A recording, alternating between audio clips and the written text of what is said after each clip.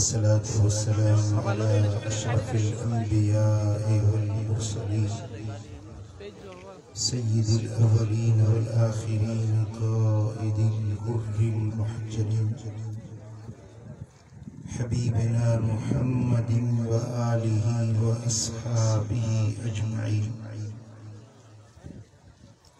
अशहदु अल्ला इलाहा इल्लल्लाह व अशहदु अन्ना मुहम्मदन अब्दुहु व रसूलुहु। अम्मा बाद फ़अऊज़ु बिल्लाहि मिनश शैतानिर रजीम। बिस्मिल्लाहिर रहमानिर रहीम। वलसौफ़ युअतीका रब्बुका फ़तरदा। सदक़ल्लाहु मौलानल अलीयुल अज़ीम। इन्नल्लाह व मलाइकतहु युसल्लूना अलन नबी या अय्युहल्लज़ीना आमनू सल्लू अलैहि व सल्लिमू तस्लीमा। अल्लाहुम्मा सल्लि अला सय्यिदिना व मौलाना हबीबिना मुहम्मदिन व आलिहि व अस्हाबिहि अजमईन। उलमाए किराम, सादाते इज़ाम, ऐं मुंहिंजा प्यारा दोस्तों, बुजुर्गो, भाइरो, अल्लाह जा लख शुक्राना जय मालिकुल मुल्क ज़ुल जलाल वल इकराम असांखे नबियन जे सरदार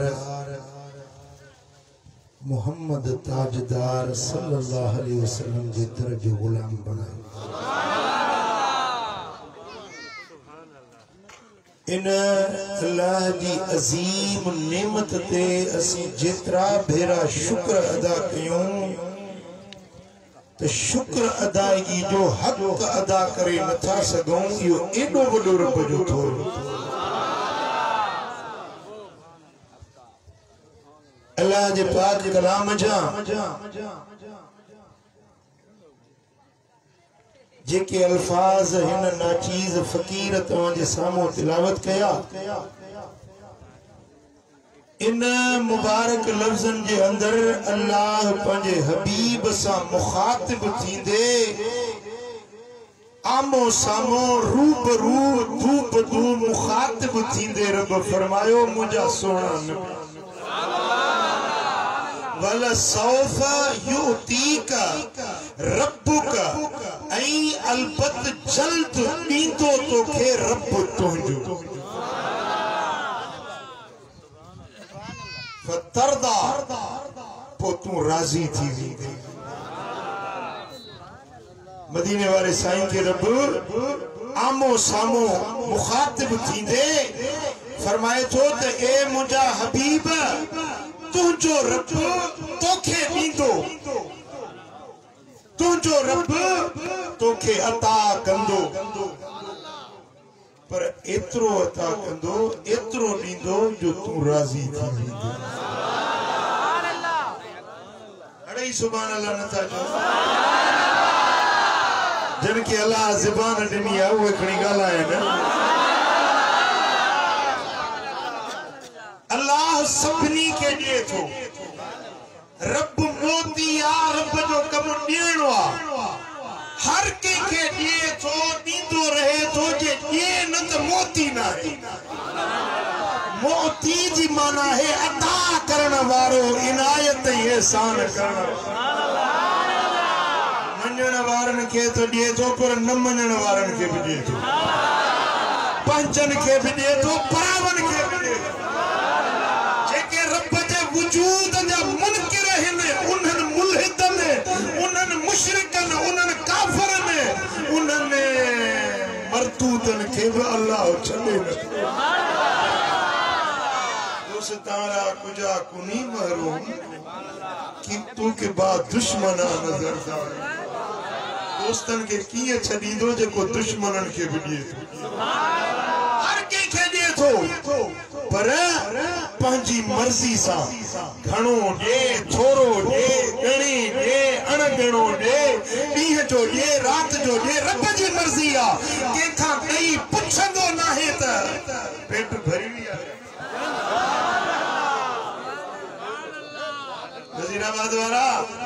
चिंचड़न वाला जेन लख रुपया मिले तब चंदे अञा पूरी काने अञा पूरी काछे रे से इकड़े हमरा का पूछो बाबू तो तुम हेल काछो डाडो उठो तुमने खबर काम पे नहीं दिया ऐसे में पीटो चोदी 20 खरार लतो तो 20 खरार काम पे नहीं दिया अल्लाह पेट भरे ना रब को शायद ढाओ दिए ना रब हर के दिए थो पर पंजी मर्जी सा हर के अता करे तो पंजी मर्जी सा पर मदीने वाले के जो रब फरमाए हबीब तोखे दींदु से तुझी मर्जी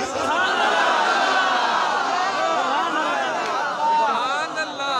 तुझे सही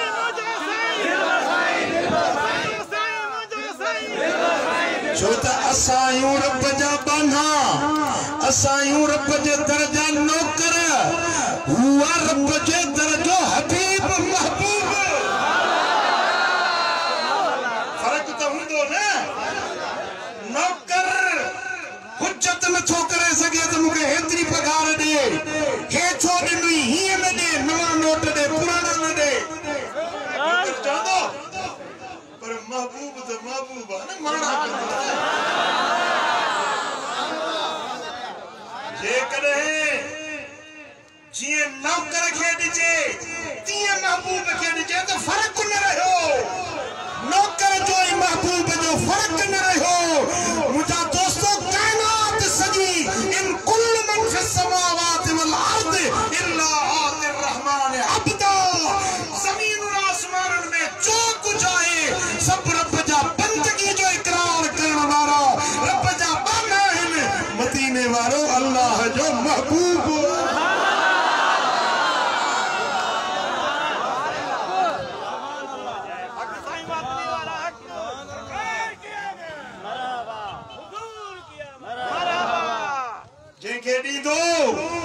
रब पांजी मर्जी सा दीदो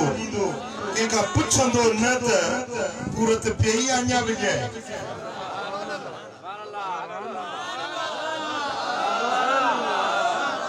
नारे तकबीर नारे रिसालत रसूलुल्लाह नारे पीर अल्लाह नारे तहकीक नहीं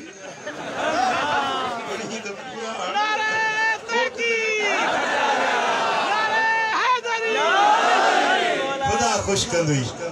अल्लाह मदीने वाले जो दीदार कराई दुई मुझा दोस्तों रब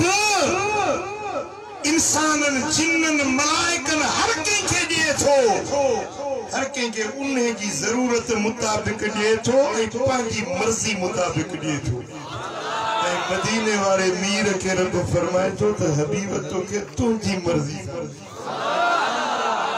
बल सौफा युतीका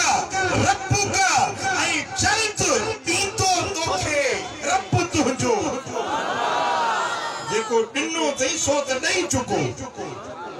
इन आतैना कल कौसर हबीब तो के कौसर नहीं छजो कौसर जी माना खैर कसीर चाशे दिनम कसरत सा मुबालगे सा अणगरी दिनम चमके दिनई दिने दिनई मुस्तफा के दिनई अणगरी दिनई नबियन के मौजज़ा दिनई दिने दिनई मोहम्मद मुस्तफा के मौजज़ा अणगरी हर नबी के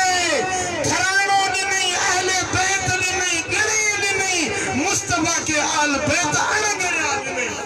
हर नबी के असहाबी मुस्तफा के असहाबी हर नबी के रब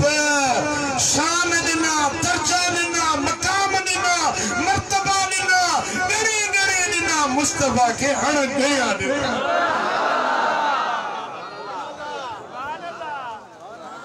अल्लाह तो कहन बेमिसाल हल्ले का हलण बेमिसाल दिसण बेमिसाल कपड़ो बदन ते लगे तो कपड़ों बेमिसाल जे स्वारी ते कदम रखे वो स्वारी बेमिसाल जे शहर में विलादत थे वो मक्को बेमिसाल जे शहर में हिजरत करे वो मदीनो बेमिसाल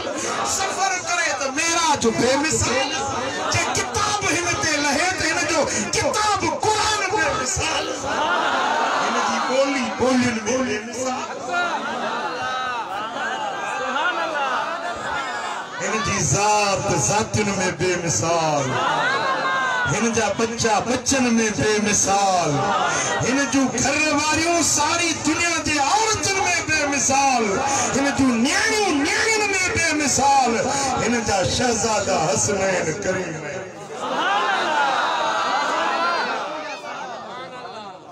ये सब नेमतों नहीं रब फरमाए तो वल सौफ अना जल्दी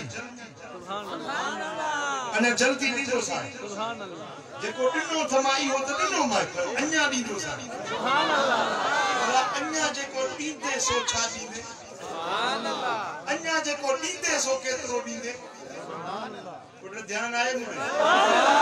बीठा से जे रहंदो दवा दिनो मदीने दींदो सपनी जी हवा रोक बिठायो शाबाश वे अल्लाह तुमको सदा ही सुखिया हुंदो वो छीटो बिगाड़ा तू सपनी जगह मासूम जायो मुनारो हे बदल के रहो लई आओ ते लई हेड वे अल्लाह कनो सुखियो हुंदे सदा ही अल्लाह जन पोयन जो ख्याल सुभान अल्लाह के याद तो हुंदी याद स्टेज दे में हुंदा सारी मूवी भर जे अल्लाह यादगार हक ओके जो को नहीं तुझी का सही रब तो वरना अन्या नहीं तुसे सुभान अल्लाह बोला देखो एतरो सारो दिनो थई भला अन्या जेको दींदे वो छा दींदे केतरो दींदे गणे दींदे तोरे दींदे मापे दींदे सुभान अल्लाह जो अंदाज है केशी गणे दी पियो पैसा पैसा की बारे में बड़ा जमीन जी माप का भी सही कपड़ो कशे दी तोरे दिबो कशे सही जी माप करे हर शे दे दा अंदाज जुदा है के शयूं केड़े अंदाज में दिबियो के केड़े अंदाज में दिबियो पर अल्लाह का पूछूं तो मौला तू जो फरमाइंदो पंदे हबीब के दीते तो उन्हें देन जो मापो छा हुंदो मेयार छा हुंदो मिकदार छा हुंदो तराजी केड़ी हुंदी वट केड़ा हुंदा उन्हें देन जो नीच केड़ो हुंदो रब फरमाए फतरदा जे में मुझे यार राजी थी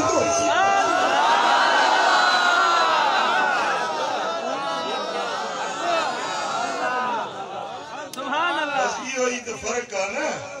सारी कायनात में मदीने वाले साईं में ही होई लेकिन नबी असा जेड़ो असा वांगुर हो उनन के कन खोलन खपने दुनिया वारन के रब पंजी मर्जी सांजे मुस्तफा जी रजा खुद रब बोले सतरदा हबीब एतरो नींदो साईं एड़ी शे नींदो साईं वो शे नींदो साईं वो मेयार हुंदो वो मिकदार हुंदो सुभान अल्लाह जे में तू राजी सुभान अल्लाह मिल्लतुल अर्श इला तहत الثرى يطلبون رضاي وانا اطلب رضاك يا محمد صلى الله عليه وسلم अर्श मौला का वठी तहत सरा ताईं 14 तबकन में जाब मखलूका सब मुझी रजा गोलींदी आ हबीब मार बुरी तुझी रजा गोली सुभान अल्लाह मलाइका चंदा रब तू राजी थी इंसान जिन्न जानवर जीत पूरी कायनात जी हर मखलूकात रब जी रजा बोले पर रब जो फरमाए तो ओ हबीब मा अल्लाह तुझी रजा तो चाया सुभान अल्लाह बजवा दी अगर मेरी हा गाल समझ में तो सजो कुरान ऐसी पारा पढ़े तो पर इया गाल समझ में धूल में वे ऐसी अल्लाह जो नबी ऐसा वांगुर सा जेड़ो आ जे इहा गाल हिकड़ी समझ में अची वने से त जंजी रज़ा रब थो बोले उहा ज़ात तो मुंह जड़ी ना है उहा हस्ती तो जड़ी ना है आम हस्ती ना है जंजी रज़ा रब बोले जेके मकाम महबूबियत वारो रब इनायत करे वो आम इंसानन वांगुर नहीं जो सल्लल्लाहु अलैहि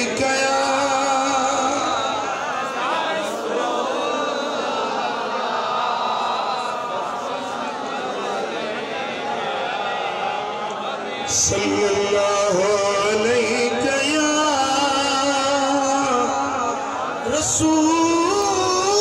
रसूलल्लाह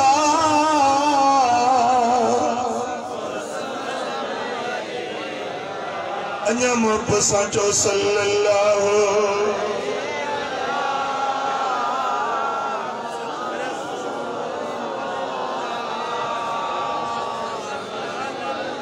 अन्या मोहब्बत सा सल्लल्लाहु अलैहि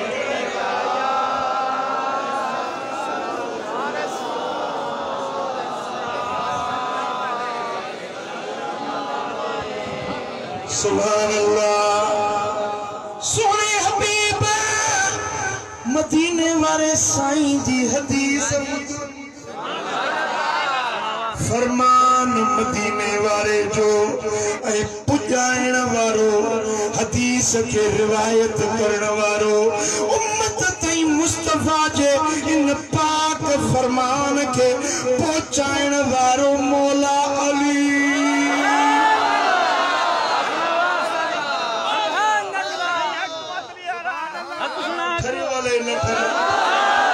मौला अली जो नालो अचे तो सुन्नी जो सीनो ठरी पवंदो अन अली इब्न अबी तालिब अन अली इब्न अबी तालिब रज़ियल्लाहु अन्हु अन्न रसूलल्लाह सल्लल्लाहु अलैहि वसल्लम क़ाल मौला अली शेरे चली हैदर करार फातिह खैबर नबी जो बिरादर हसनैन जो पापा जहरा जो वर रिवायत करे त ही हदीस मु पंज लजपाल मोहम्मद का पंज कन्नन सांबुदी सोने हबीब फरमायो जदे क़यामत जो ॾियारो थींदो अशफाउल उम्मती मां मोहम्मद करीम पंजी उम्मत जेला अल्लाह वट सिफारिश कंदुस शफाअत कंदुस हत्ता युनादियनी रब्बी तबारक व तआला रब के सिफारिश कंदो वींदुस ता जो मुझो रब करीम मुखे चवंदो अकद रदईत या मोहम्मद राजी थे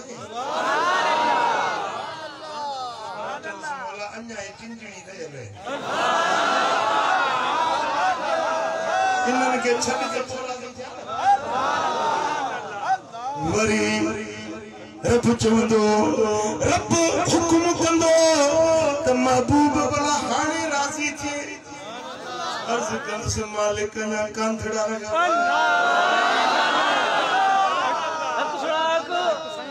ना चन्ना रहा पिया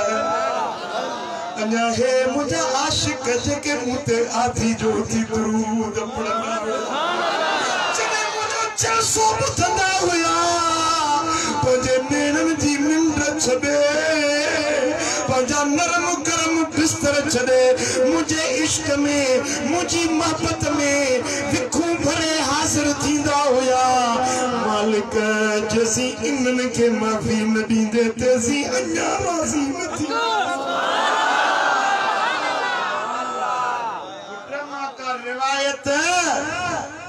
या मां का पंजे तरफा गाल नचो बयान कया रसूलुल्लाह दी हदीस मौला अली रावी नहीं हदीस थी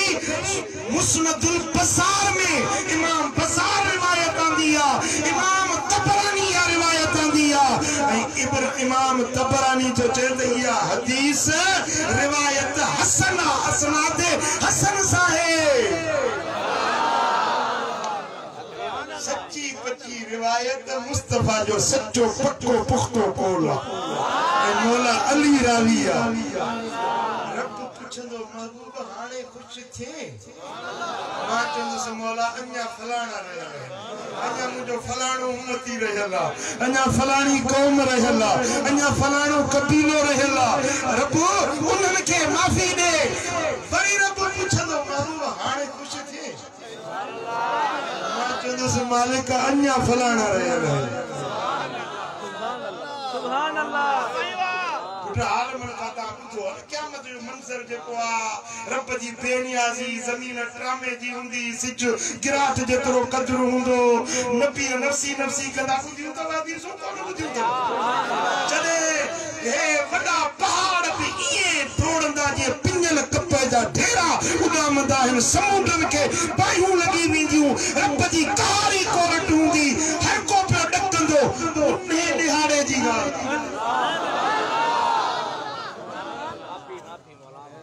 जे दिहाड़े ते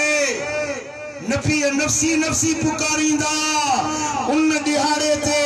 अल्लाह फरमाइंदो हबीब घुर छा खपे सल तोता मशफा मुशफा हबीब तू घुर मा न्याय तू शफाअत कर मा कबूल कर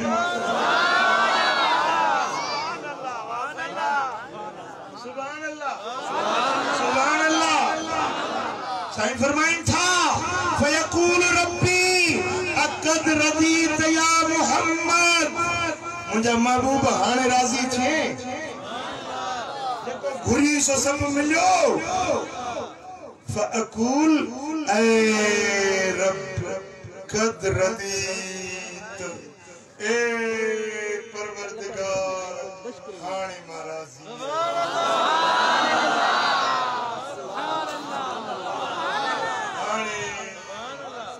सुभान अल्लाह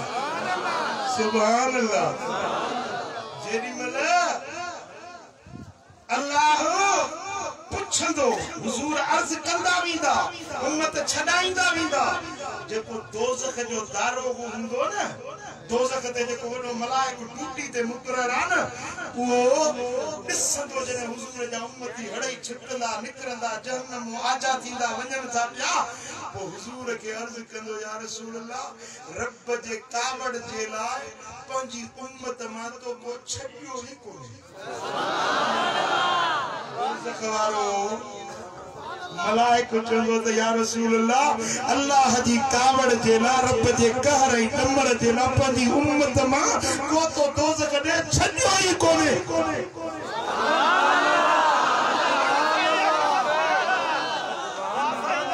सुभान अल्लाह सुभान अल्लाह साईं फरमाइन था सुनन अबू दाऊद में हदीस है मुस्नदुल बसार में इमाम तबरानी इमाम इब्ने हिब्बान इमाम बैहकी ये रिवायत दिया अजकल वरी एड़ा लुंडड़ा पैदा थिया न साले हदीस है बस हदीस ते अमल कराई तू अच त हदीस को ते घुमाया हदीस पढ़ी तो है ने लांगु जो खावे है सुभान अल्लाह के नबी जे शान वाली हदीस छोड़ तो मार के बुलाई मां हियर लिखा तो पियो अल्हम्दुलिल्लाह सही तोखे तो बुधाया सुनन अबू दाऊद जो शरह तो लिखा नफहातुल मिस्क वल ऊद शरह सुनन अबी दाऊद मु ये हदीसू पेश कयूं है ने मुल्लन जे मुंह ते शे न समझो कुरान घुमाया तो हदीस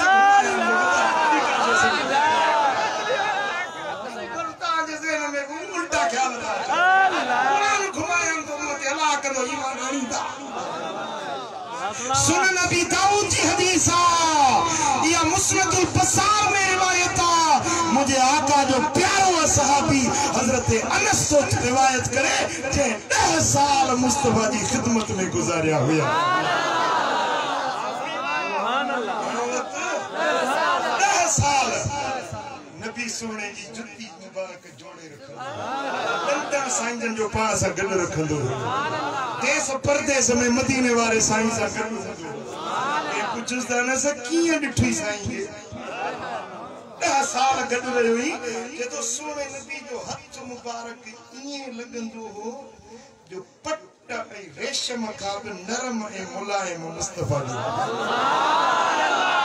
जन्मल के हाथ मिलाइंदा इए लगंदो हो कानहु उखरिज मिन जुनतिल अतार अतारी जो दबलो हुंदो आ न खुशबू वारो उन वाजी हाथ कढवा त तो खुशबूदार हुजे न मुस्तफा जो हाथ इए खुशबूदार सुरो जेको हिकड़ो भेरो हाथ मिलाइंदो हो त 3 ॾींहं उन जे हाथ मां मुश्क जी खुशबू न खुटंदी हुई। साईं जन के ठाकुर में खड़दा उनके मुंह ते हथ मुबारक फेरींदा हुया तो बारो घर दे वींदो हो त 3 ॾींहं ताईं उन जे गलन मां उन जे मथे जे वारन मां मुश्क जी खुशबू हुई। मायरूं ने बचड़न के चुम्मी सीने सा लाए चोंदी अज मुजो बच्चो मोहम्मद करीम जी गोद मां थी आयो अज मुस्तफा जी खुशबू।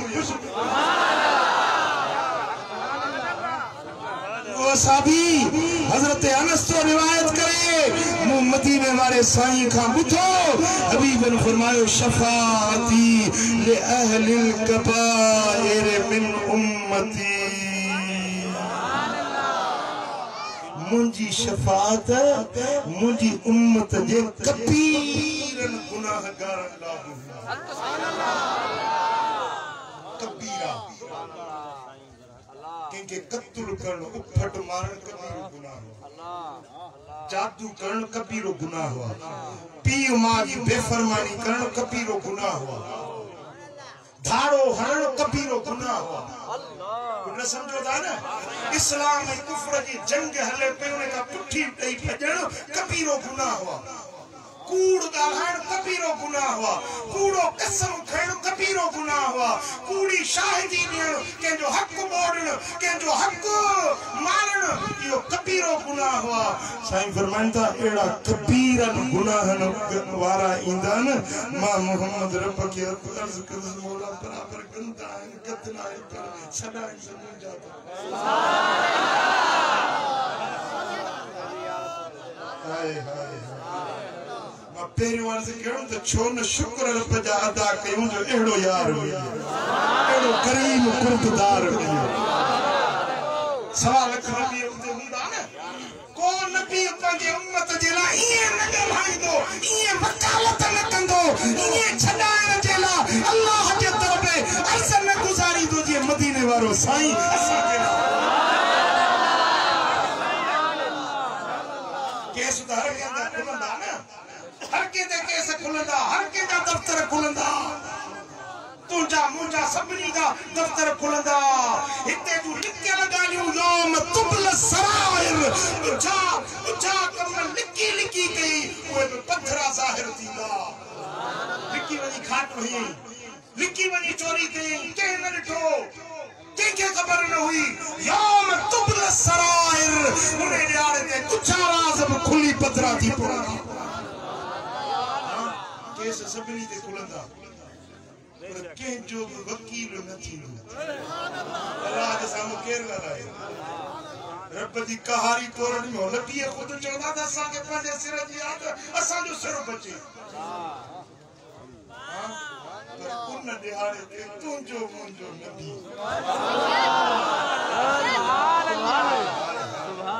कुर्बान वञा मां सुहिणे नबी जे शान कुर्बान वञा सुहिणे जे कुर्बदारी ते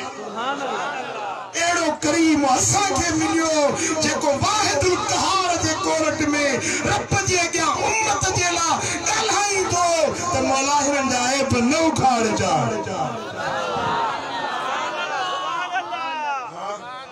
सुभान अल्लाह सुभान अल्लाह। अन्या हिकड़ी हदीस मुझे सामू आदा के ॿुधाइणी होशियार वेठा आहियो हेठ न कयो कंध मथे करे मुंह ॾेई खे समझ में अचे त मुंहिंजी ॻाल्हि पले पई आहे पीउ पियो छोरी जी शादी थिए न्याणी जी उनखे नसीहत पियो करे पुट मुड़ुस सां कुर्ब कजांइ ससु सहुरे जो ख़्यालु कजांइ न्याणी खे नसीहत पियो छोरी वरी ॻाल्हि हेठि कई वेठी नसीहत करे जेॾी महिल दंग कयई हाणे पीउ पुछेसि पियो त पुट का ॻाल्हि सम्झ में आई चई बाबा हिन जेका डर आहे न हिन में 100 किवलियूं अंदरि घिटी हाणे पीउ वीचारो पियो नसीहत करे छोरी वॾी किवलियूं घुरे हाणे तव्हांजो चिंचड़ी गाटा हेठि कई वेठा हुयो त मां छा सम्झां त मुंहिंजी ॻाल्हि त ॿुधो सम्झो था सल्लल्लाहु अलैहि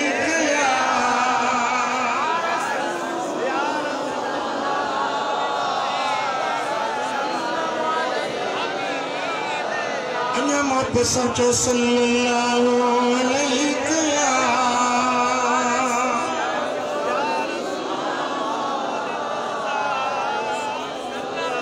इमाम तबरानी माजम कबीर में रिवायत आंदी है इमाम बैहकी अल्फाज व मशहूर में रिवायत आंदी है हजरत अब्दुल्ला बिन अब्बास मदीने वाले जो सौत तो रिवायत करे हदीस में चूंडे चूंडे जो बुधाया एकड़ी मौला अली जी बुधाई माए बी रिवायत अनस बिन मालिक जी बुधाई माए रिवायत बुधाया तो मुस्तफा करीम जे प्यारे वेझे सौट घर जे भाती हुजूर सा कुर्बत रखण वाले हजरत इब्ने अब्बास रिवायत कई त जरे मदीने वाला साईं वेठा हुया त मां हुजूर जे अॻियां अदब सां ज़बानी नबूवत चुरी हुजूर गुफ्तगू फरमाई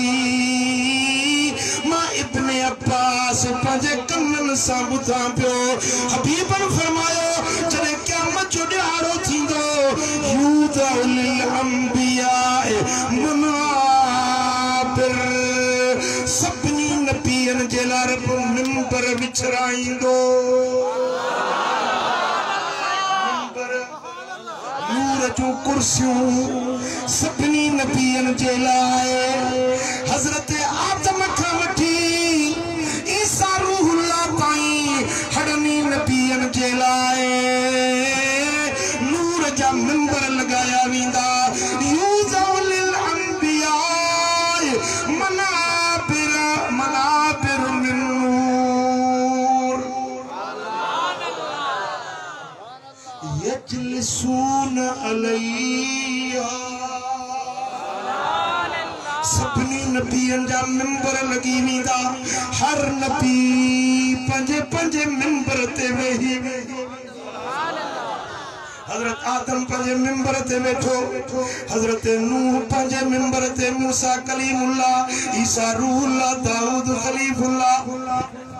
दाऊद खलीफतुल्लाह यूनुस नबीउल्लाह यूसुफ हबीबुल्लाह हर नबी पंजे पंजे मिंबरन ते वेही रहंदा वयबका मिंबरी ला अजलिसु अलैहि हर नबी मिंबरन ते वेही वेंदा पर मुंहिंजो मिंबर खाली हूंदो ला अजलिसु अलैहि मां पंजे मिंबर ते न वेहंदुसि ला अकूद अलैहि मां पंजे मिंबर ते न वेहंदुसि काइमन बैन यदै रब्बी पंजे रब जे ॻाल्हियूं बीठो पंजे मालिक जे ॻाल्हियूं बीठो पंजे रब जे ॻाल्हियूं उठो बीठो हर नबी वेही वेंदा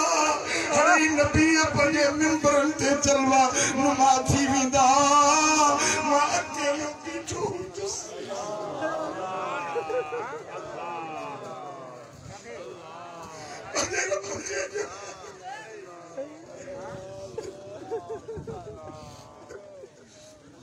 इब्ने अब्बास तो चले असा पूछो सी या रसूल अल्लाह छो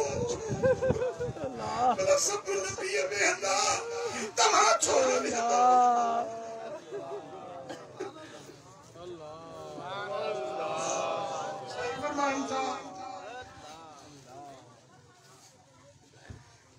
मखाफतन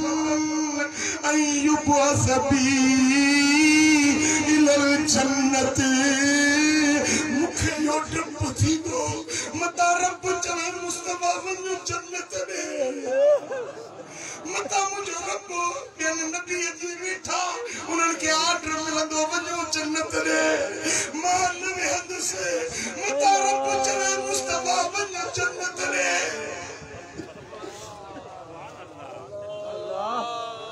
वयबका उम्मती बादी महलो वना जन्नत दे आर्डर जो मिलंदो त वञणो रब जो हुकुम मिले हलो महबूब जन्नत दे मता रब मुखे जन्नत दे मोकले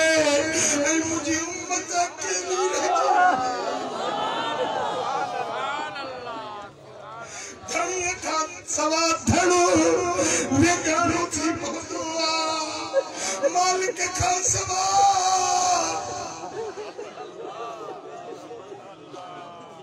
के दुखी जाए ते मिसाल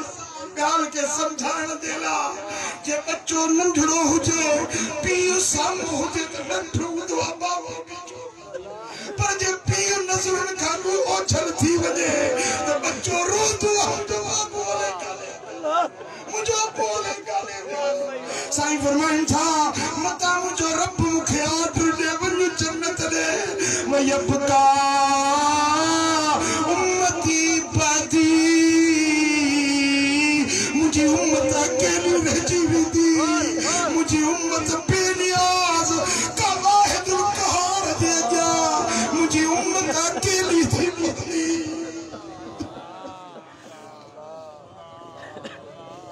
फ़अक़ूल या रब उम्मती उम्मती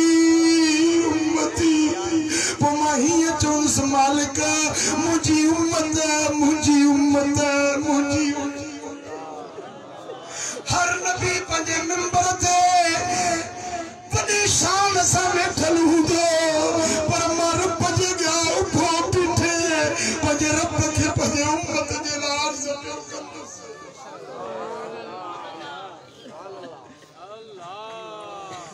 ओ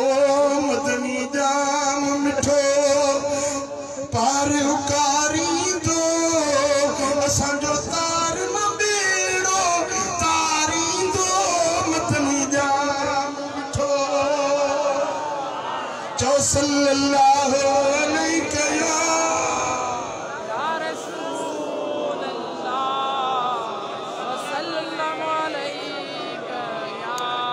हबीब अल्लाह फ़अक़ूल या रब उम्मती उम्मती उम्मती नाज़ कर मालिक मुझी उम्मत मुझी उम्मत मुझी उम्मत फ़यक़ूल अल्लाह अज़्ज़ व जल वो अल्लाह अज़्ज़ व जल फरमाइंदो या मुहम्मद मा तुरीदु अन अस्ना बि उम्मतिका हबीब छा तो चाहिए तुझी उम्मत सा छा कया छा तो चाहिए तुझी मर्जी केड़ी है जी तू चवी थी मां के बेते मकाम महबूबियत महबूब तू छा तो चाहिए तुझी रज़ा चाहे तुझी मंशा केड़ी है पंजी उम्मत जो मामलो किया हल करन तो चाहिए जी तू चव थी सुभान अल्लाह वो साईं फरमाइन था फ़यक़ूल अल्लाह अज़्ज़ व जल या मुहम्मद मा तुरीद अन अस्ना बि उम्मतिका तुझी उम्मत जे बारे में हबीब तुझो छा रायो छा तुझो इरादो छा कयो फ़अक़ूल या रब अज्जिल हिसाबहुम मां अर्ज़ कंदुसि मौला बी 50,000 साल जो ॾियारो आहे को बी थका हिननि खां हल्को फुल्को हिसाब करे छॾींदो जल्दी कर बी थकजी जाए गर्मी में बीहण उभ पेरो 50,000 साल रमजान हाने गुजरियो आ ताज़ो रोजा रखिया शाम जो छा हालत थींदी हुई 4 पहर रोजो हुयो घणो 4 पहर जो रोजो शाम जो चपड़ा सुकी विंदा मातो खुश्क थी विंदो मुहजा पन्नो मुह जो सुकी विंदो शाम जो का गाल न वणदी उन एडो सताईंदी चेन परन जो रोजो कहीं जेको 50,000 साल जो ॾियारो माण्हू बीठा हूंदा इन्हनि खे बि का उञ लॻंदी या न गर्मी या तपश थींदी या न उन ॾिहाड़े ते मां अर्ज़ कंदसि मौला जल्दी कर इन्हनि जी जान छॾ त वञनि न साईं फरमाइनि था त मूंखे रब खे अर्ज़ कंदसि मूंखे हौज़े कौसर ते बीहार मुंहिंजे गुलामनि खे छॾ अचनि त पंहिंजे हथनि सां कौसर पियारियानि ॾाढा उञ में प्यास में वीचारा परेशान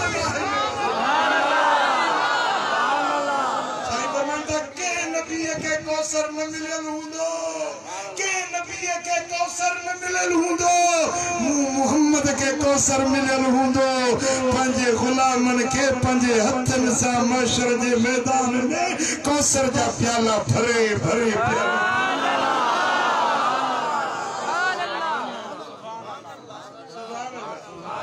दुनियारा बीठे बीठे थकजी पिया हूंदा मदीने वारो मीर पान कौसर जा प्याला भरे भरे इन गुलाम वो पानी हुंदो जेको माखी का मिठो खीर का अच्छो गड़न का शफाफ मुश्क का खुशबूदार हिकड़ो ढुक पिए त वरी सजी जिंदगी उन न लगी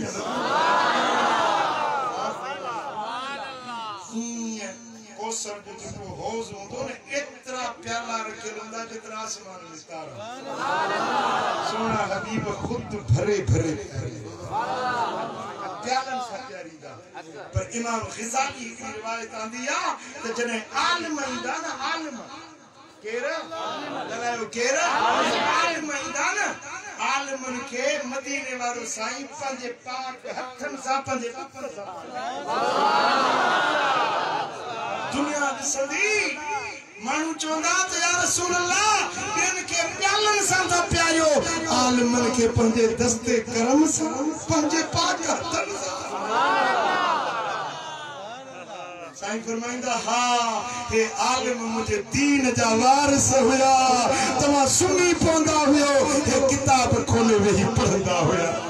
हे तव्हांखे जुमे जुमे ते खुतबो दर्स ॾेई हलाल हराम जाइज़ नाजाइज़ सेखारींदा हुया जन्नत जूं बातूं ॿुधाईंदा हुया दोज़ख खां बचाईंदा हुया हे तव्हांजा आलिम उस्ताद हुया मुंहिंजे दीन जा वारिस हुया इन्हनि खे अॼु पंहिंजे हथनि सां पढ़ंदा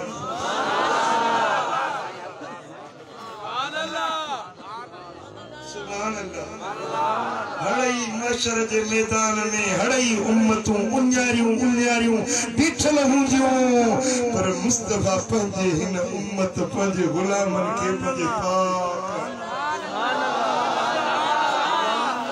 आयल शान मदीने वारे जो त शान आहे पर मुस्तफा जे सदके हुजूर जे उम्मत जो बि शान आहे सुभान अल्लाह सुभान अल्लाह वो मां अर्ज कदसे या रब अज्जिल हिसाबहुम मुझा मालिक जल्दी जल्दी इन्हनि खलासी कर त वञनि जन्नत में हक सां हक तो फयुदआ बिहिम युहासबून वला उनके सब कंदो चिंजड़ी एरे जो चिंजड़ी एरे जो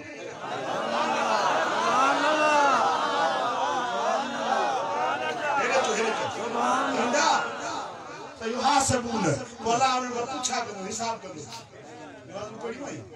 रोजा रखिया हुई अल्लाह पूछाणो करो फमिनहुम मन यदखुल जन्नत बिरहमतिही तो अल्लाह फरमाइंदो नहीं लक्षण कोन थई छोटकारे जो लायक नहीं पर जो मुस्तफा तुजी सिफारिश जेला सामो बीठो इने जे सदके वञ रहमत सां छॾियाए छो त मुंहिंजे मुस्तफा जो गुलाम आई पंहिंजे रहमत सां छॾियाए सुभान अल्लाह फमिनहुम मैं यदखुलुल जन्नत बिरहमती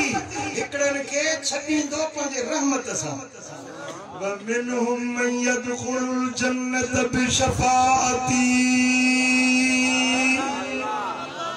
चना हेरे जो केड़ा अमल कया आयो ताजे लक्षण जी खबर कोनी हिसाब वठा मदीने वाले अर्ज कर मौला जेड़ा इंतड़ा मुमकिन है यदखुलून अल जन्नत बिशफाअती साईं फरमाता मुंजी शफाअत सा छुट्टी वींदा जन्नत में हिकड़न के रब पांजी रहमत सा छडींदो ॿियन के मुंजी शफाअत सा हेडो रब जी रहमत हेडो मदीने वाले जी शफाअत सब नबी जो तू पीछे हटे इंतजार में 50,000 साल से तैयार हुआ पर मुझे नबी जे गुलाम अल्लाह जो पूछो तो मालूम है तू चली साईं जन जी अर्ज कयो अल्लाह कबूल कयो हिकड़न के रब जी रहमत सा छुटकारो मिलंदो ॿियन के मुस्तफा जी चो मदीने वाले जी शफाअत सा छुटकारो मिलंदो फमा अजाल अशफा वो साईं फरमाइता प्यो शफाअत कंदुस ला अजाल हमेशा लागी को मुसलसल अनथक को कम कयो न कम कदे कदे माण्हू दलाई मता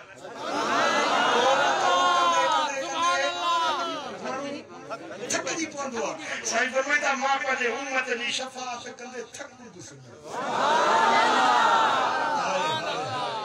कुर्बान या रसूल अल्लाह तुझे शफ़क़त सां साईं फरमाइता फमा अज़ाल अशफा शफाअत पियो कंदुसि हत्ता आता सिकाकन बिरजालिन कद बुइस बिहिम इलन्नार ऐसी कहीं जो हिकड़न के दोज़ख जो चिट्ठो हथन में मिलियो हुंदो जहन्नम जो चिट्ठो सिकाक सरवा दस्तावेज के लिख पढ़ थी चुकी हुंदी ते पक्को दोज़खिया पक्को जहन्नमिया वे दस्तावेज उनके जहन्नम दा हथन में हुंदा पर मां सिफारिश कंदुसि वे दस्तावेज वठी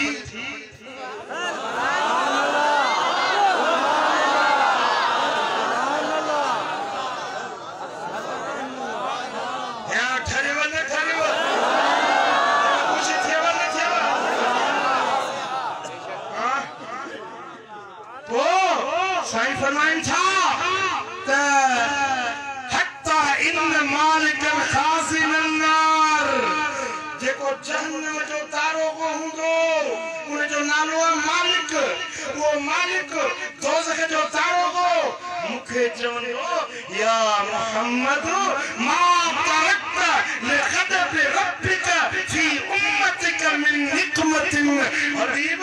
पंहिंजे रब जे कावड़ जे लाको जी उम्मत मां का ज़री छॾी न थई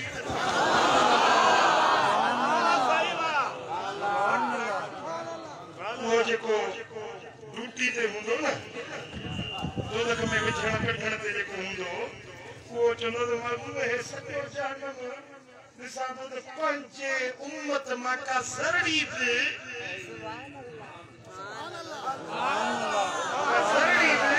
रब जे कहर कावड़ कमड़ जे लाइ छॾी न थई सभिनी खे कढी वई सुभान अल्लाह कहिड़ो नबी मिलियो भला हिकिड़ो मां अंतर कयां मञंदो मुंहिंजो अंकल कहिड़ा मञंदो पैसा घुरंदो पैसा घुरण वारो मां न आहियां घुरण वारो न आहियां ॾियण वारो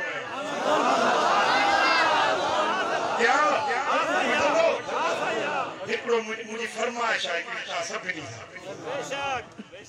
अॼु मोटी वञो अॼु सुभाणे पर इहे जॾहिं पुॼेव तो हिकड़ो नफिल शुक्राने जो अदा कयो त बरकत नफिल पढ़ी मुझे जो मुझा मालिक तुझा छोरा जो मदीने वाले जो असा के उम्मती बना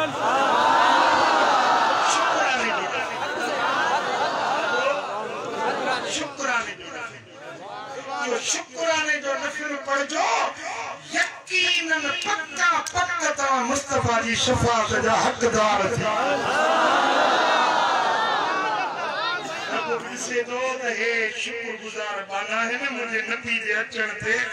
खुश थिया है ने मुझे नबी दे गुलामी में खुश थिया है ने अल्लाह ताला ने बिन नफलन दे सदके रब पे दिसंदो ताजी नियत के ए खुश थिया है ने अल्लाह ताला यकीनन ताके मुस्तफा जी शफाअत जो हकदार बना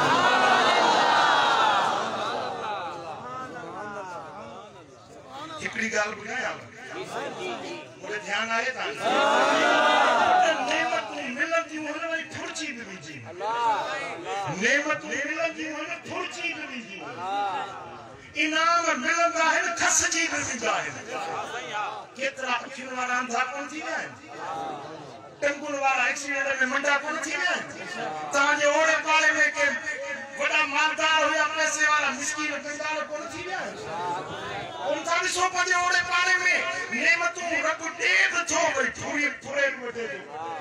आहे कि न बादशाह के पेनू बनाए मर्जी वारो पेनू के बादशाह बनाए मर्जी वारो जेके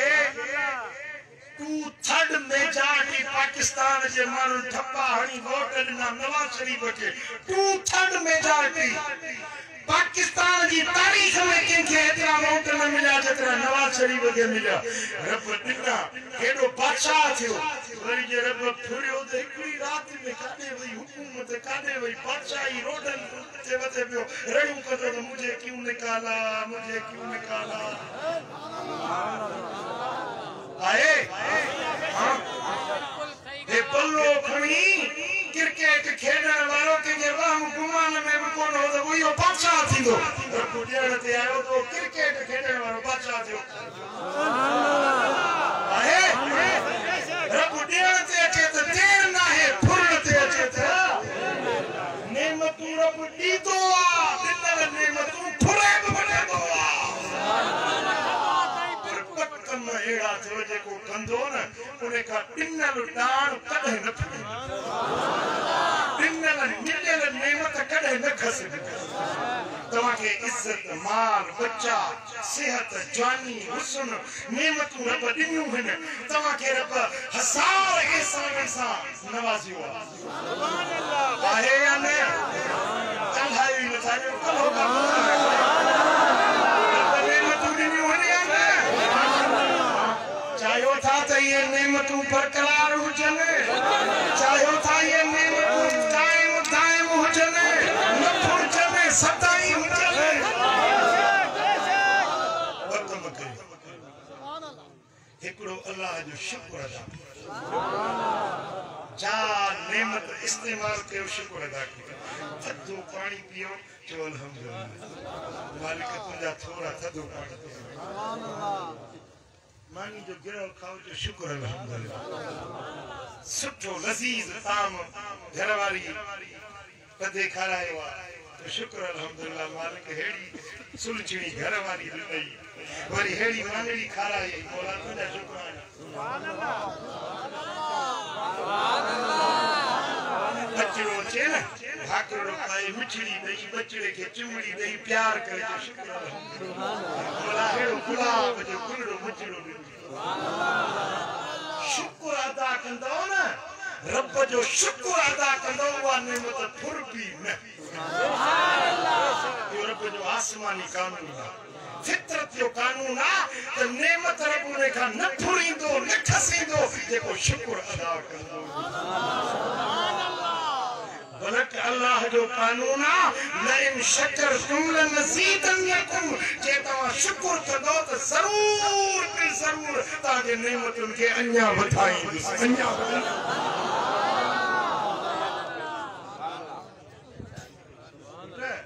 रब केड़ा एहसान किया थे केड़ा थोड़ा किया थे सुभान अल्लाह इन तो नेमत अल्लाह ला तो सुहा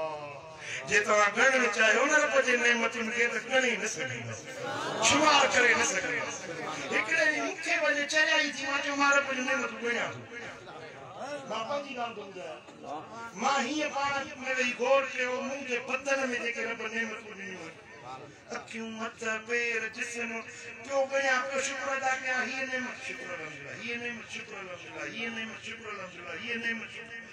सही ये कंदे कंदे कंदे पंजे जिस्म ते मुखे कलाक लगी विया पर नेमत क्या को ये अल्लाह ताला पर्दा खोले तो ये भी नेमत वरी पंजो अखियों पटे पंजे ओस पासे ने निहारियो जालू बार बच्चा घर जायूं इज्जत मुरीद जमायत शोहरत नामवरी जिए गणी तो बस सारो पीन लगी वियो मां गणे गणे गणे गणे थक जी किस पर मुझे रब जो ने ओ मजबूरन भिकाई जाई है लफ्ज वही पढ़ में तो थोड़ा न थोड़ा थोड़ा मना ऐसा यो नंबर थोड़ा मना थोड़ा ना है घना है थोड़ा न थोड़ा मुते मारू और मिटा थर में वारी थोड़ी तिहा भी जिकड़ी फिट वारी जी इन सजे जलसे के चनु गणे वारी जा साड़ा ही सजो जलसो ही गणे जिकड़ी फिट जा कोन गणे सगनो भली सजो साल बेटाई तो बनाता थर में वारी थोड़ी तिहा भी घणेरा भला यूं मई भेरा गणियों गणी किस के तरह भला यूं मई भेरा पान के चंद करम ला भला यूं मई भेरा गणियों गणी दे के अरे तहां बगौर कयो सुभान अल्लाह कलाक कने हिकड़ो नी कडी हिकड़ो कलाक वे गौर कयो रब केतरा है एकड़े गुजरी के वटी लो मानू आयो साईं मां मरा तो बुख उन्या साईं रोजी कोने नाडो परेशान आया मुझे लगा दुआ करो तो वजीफो जो गुजरी ने फरमाया तो कुछ कोने चीज को मरा तो कुछ कोने खाली साईं फरमाया तो मां तो के 20000 रुपया तो दे मुझे हक कढे ये वाह सही वाह 20000 नहीं हक कढे ये को गाता करे पर फरमाया बड़ा तो के मां 50000 तो दे मुझे टंगू कटे वाह सही वाह 50000 टंगू वठ जीवन मंडो थी वया को 50000 में छा कंदो साईं फरमाया दान भला तो के मां लाख रुपया तुजा पाऊं वठो की वाह सही वाह पाऊं जे वठ जीवन खाना किया पिया किया जिंदगी किया गुजारिया पाऊं न हुई तो मुजी तो जिंदगी ज़ाल थी मुजी लाख के मां छा कंदो पाऊं वणन लियो साईं फरमाया के पर हाने मां तो के हिन सजे मुल्क जी बादशाही तो वठी ना मुके सिर वठी ये बात नहीं सिर वनी आयो बादशाही का सिर न हुंदो पान फरमाए को तो शर्म न करो जे जो किंग मोट कुछ न है मुझे रब जी बेशुक्री न करी रब तो के नेमत दियो ने लख करोड़ त कुर्बान कजन बादशाह कुर्बान कजन तब उहे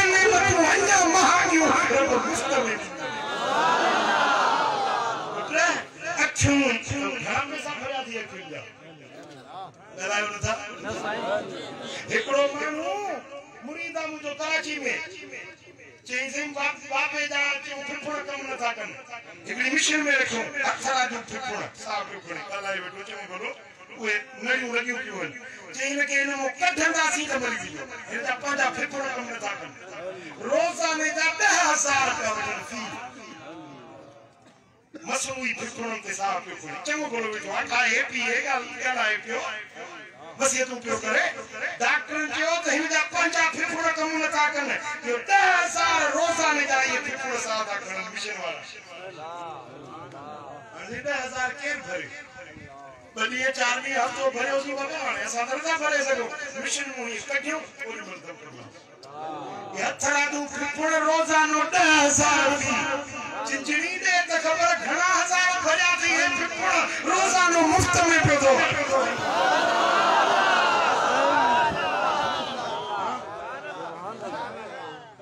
1000 भरिया थी फिफड़न जा हिकड़ो वाल तो बंद थी वने हमरा सीट सुतो पियो अबा छाए दे वाल बंद थी वियो बाईपास थी दो अबा इनके एंजियोप्लास्टी थी वी इनके अंदर में सीखू विझंदा ये खोलींदा इनजी नड़ियों खोलींदा साह बंद थी दो वने रतो न तो गर्दश करे सजी जिंदगी तो रतो गर्दश करे कने रब के को पैसा भरे देना गई तो सोच तक करे कुछ कल तक खोल दिमाग तक खोल रब जो के जो ने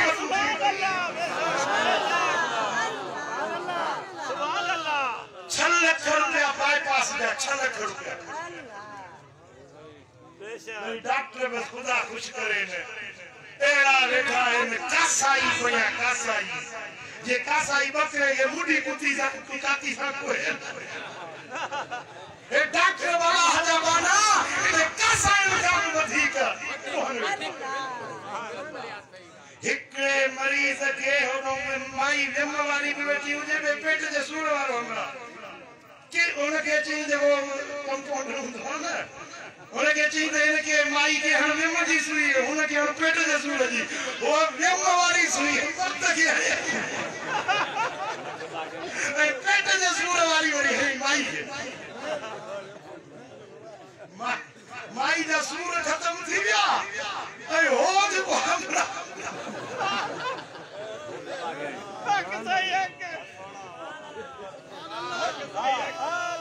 हमरा तो टोटल पथरिया ऑपरेशन की दो दवा से न निकलंदी ऑपरेशन करे सूर न खत्म थी वरी वो एक्सरे कराई एक्सरे में दिसंदा और स्टील जी कैंची अंदर पेट में गया वो ऑपरेशन करने अंदर भी सीरियस अरे अंधो ही तो के अखियों को न तू जेरा तो या गलती थी वही वैसा खाती थी वही हुन मिस्कीन जी तो डेढ़ निकली वही ना कल पेट चीराई वरी अज पेट चीराए उन्हें जा बिल भरे खर्च भरे हुन मिस्कीन जी तो रन रुटी वही हां सेहत के भी रब जी नेमत या तो पैसा सेहत दा चंगन भलन के इयो ताज सेहत ताज चाहे الصحة تاج على رؤوس الأصحاء सेहत हिकड़ो ताज आ चंगन भलन जे मथन ते पर उन के पाण के नजर नहीं दुआ बीमारन के नजर ईंदो पेट में सूर पे तो को खबर पे त पेट जो सूर छाए कनन में सूर पे होड़ में सूर पे को खबर कोन या छाए रब सेहत दी आया कर रब जी नेमत है या ना है जे नेमतुन जो शुक्र अदा कंदो न रब फुरींदो न नेमत फुरदो न इहो डी नेमत वधंदो समझो था शुक्र अदायगी की सूरत या है जेडी मतलब का नेमत इस्तेमाल कयो न चो अल्हम्दुलिल्लाह चो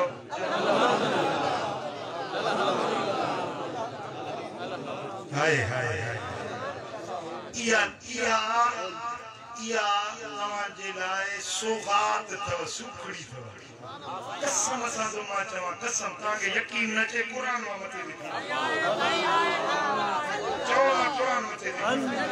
तवा जो नेमत रब कदे न तवा का फुनी बल्कि नेमतुन के नीओ नी बधाई नीओ नी ताके बाला वाल को खुशहाल बधाई दो खुटाई दो न बधाई दो वक्की नेमत मदीने वाले साईं जी सुभान अल्लाह वडो एजाज वडो इकराम वडो रब ताला जल शान जो थोरो असा जे मथा मुस्तफा जी उम्मत में शामिल सुभान अल्लाह इन नेमत जे शुक्र अदायगी जेला मुअज कयो मां त छा कंदो बरकत शुक्रान न पढ़ई बरकत न पढ़ंदो अंत मथे गयो इंशाअल्लाह चो इंशाअल्लाह ऐ यो जेकरे चौदा तानी नेमत बरकरार हुजे न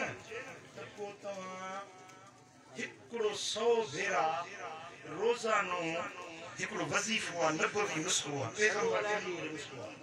वो ताके वजीफो मा दई तो 20 साल का को आयो है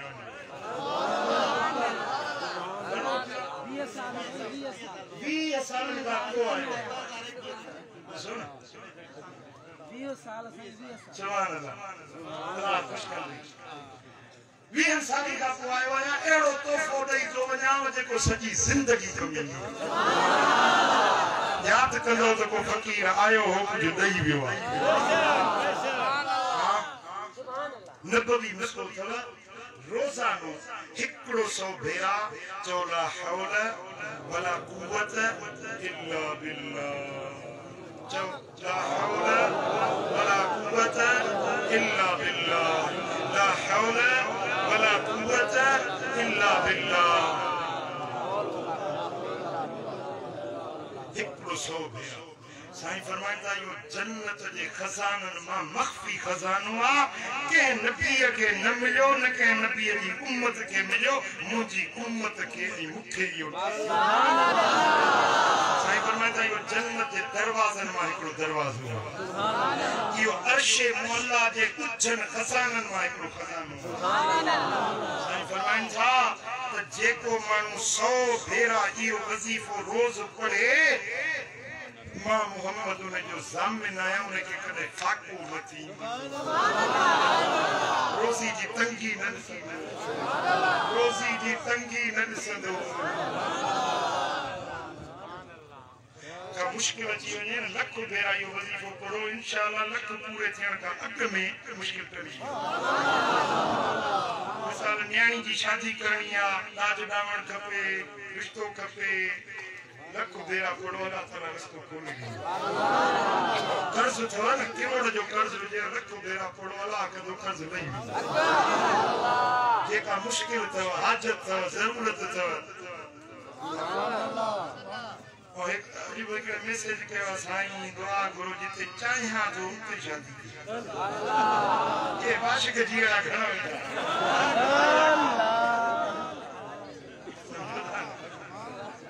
लख भेरा यो वजीफो पढ़ो जिते चाहो ताला कदो मुस्को एड़ो जाओ जे हर वर्ष ते पढ़े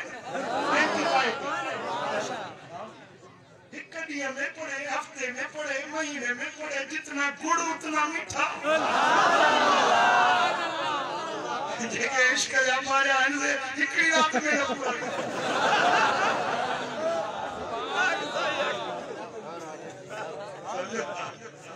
यो नबवी उसको हुजूर जी असहाबी आयो साईं जी खिदमत में या रसूल अल्लाह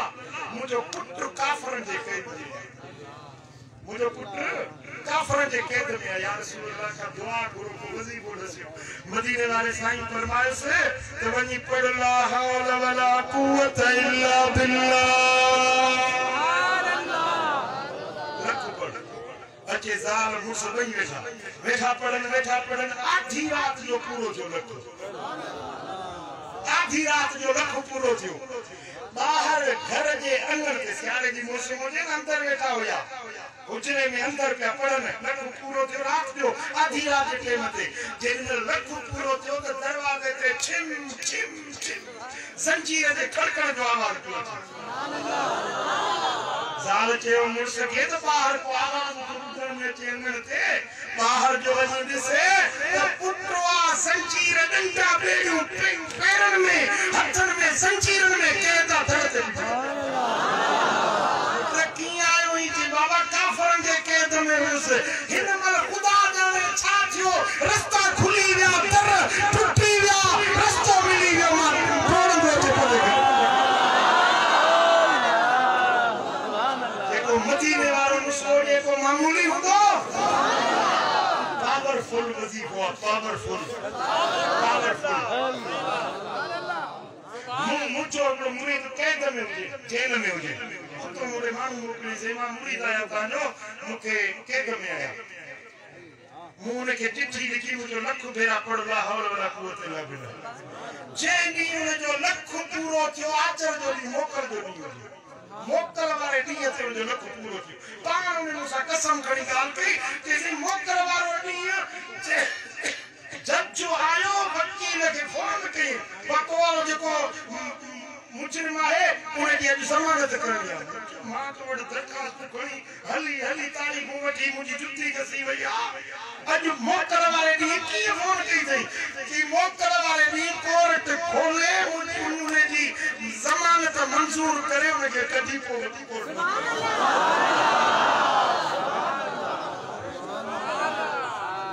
पंजो तजुर्बो आ मुझे पंजी जमात जो मथा गयो मुस्तफा जी हदीस बुधाई मां है मुझे तजुर्बो बुधायो मां ए इहो वजीफो जेको पढ़ंदो न रब जे के नेमतूं ॾिनियूं से फुर्जी बरकरार ये प्रोटेक्ट कबो के शे के प्रोटेक्ट करना महफूज करना मसलन दवा डॉक्टर ठाहींदा आहिनि पोइ उन में वरी प्रोटेक्टर विझंदा आहिनि हिकिड़ी दवा विझंदा आहिनि पोइ उन ते डेट ऑफ एक्सपायरेटरी लिखंदा आहिनि त भई फलाणे ॾींहं ताईं हिन जी मुद्दत आहे असां जेको हिनखे प्रोटेक्ट कयो आहे महफ़ूज़ कयो आहे फलाणे ॾींहं ताईं ही हिन ॾींहं खां पोइ हीअ दवा इस्तेमालु न कजो छो त हिन जी मुद्दत सां केतिरे ताईं हिनखे महफ़ूज़ करण जे लाइ हिन में इज़ाफ़ी शइ विधी आहे समझो था ॻाल्हि खे तव्हांजे नेमतुनि खे प्रोटेक्ट करण जे लाइ साल जे लाइ न 5 सालनि जे लाइ न पूरी ज़िंदगी ताईं तव्हांजे नेमतुनि खे महफ़ूज़ करण वारो वज़ीफ़ो अथव ला हौल वला कुव्वत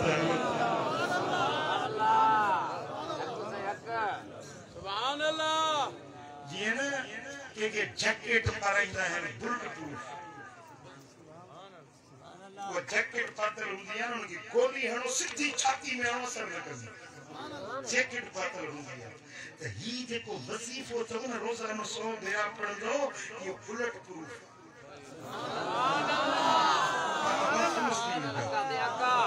महफूज़ थी वेंदो अल्लाह जे अज़ाबन खां खुदा जे डमर खां खुदा जे कहर खां खुदा जे कावड़ खां अल्लाह ताला जे अज़ाब खां नेमतुनि जे फुरजण खां ज़मीन आसमान जे आफ़तुनि मुसीबतुनि खां तव्हां अल्लाह जे अमान ज़मान हिफ़ाज़त में थी वेंदा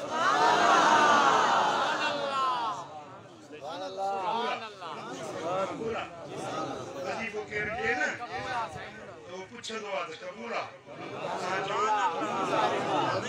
अल्लाह से असां सभिनी खे तौफ़ीक़ ॾींदो इहो वज़ीफ़ो पढ़ंदा कयो रब जे नेमतुनि जा शुक्रगुज़ार थियो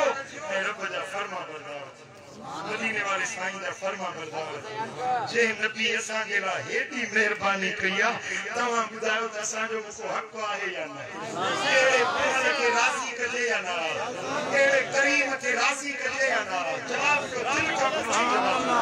कहिड़े महबूब खे राज़ी कजे या न राज़ी कंदा अॻिते जो नंढो नंढीअ ते आहे पर कुझु असां बि सोने बेटा ही फरमाया त पाणे ईंदुमि हो त पर आऊं बि कुझु हक़ भरी थिया मता जे बलोच त कमीणीअ मां कीमत ईअं त न चवे न त मुंहिंजो उम्मती सदाए हे कहिड़ा कम करिया